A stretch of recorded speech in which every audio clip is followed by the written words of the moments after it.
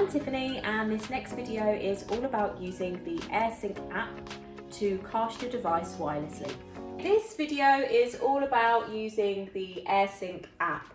This is ViewSonic's app that allows you to cast any device onto the screen wirelessly. This can be used for your students, so if students have devices and they want to share their work to the screen, group work they've done on their own, they can use the AirSync app on their device, so it just needs to be downloaded. You can also do the same on your device, so laptop, iPad. When the app is downloaded, you can then share your content to the board seamlessly. Now, all that needs to happen is the device and the board need to be on the same network.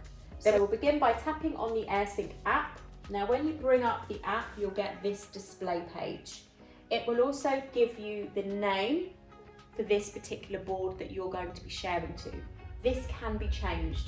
So if you go into your settings and you go to device name, just click here, you can change the name of that. So your keyboard will come up and you could change it to a name that's more relatable to the classroom that you're in, or maybe the subject that you're teaching. So you can change that.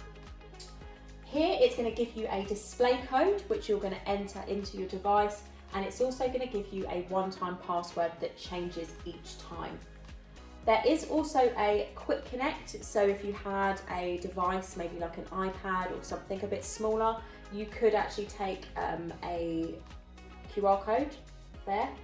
And there is also another way to use a web browser to connect as well. But first we're going to have a look at connecting using the display code and the one-time password.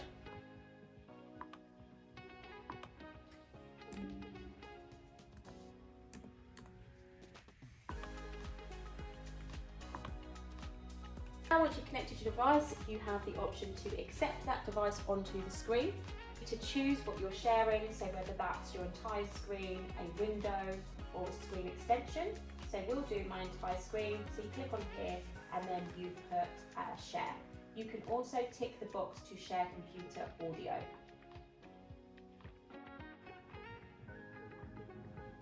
So this video is all about being able to send the content of your board to your student's device.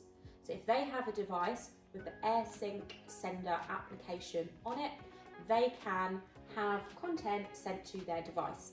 The first thing that you need to make sure is that within the settings, if you go to broadcast, that sender devices is turned on.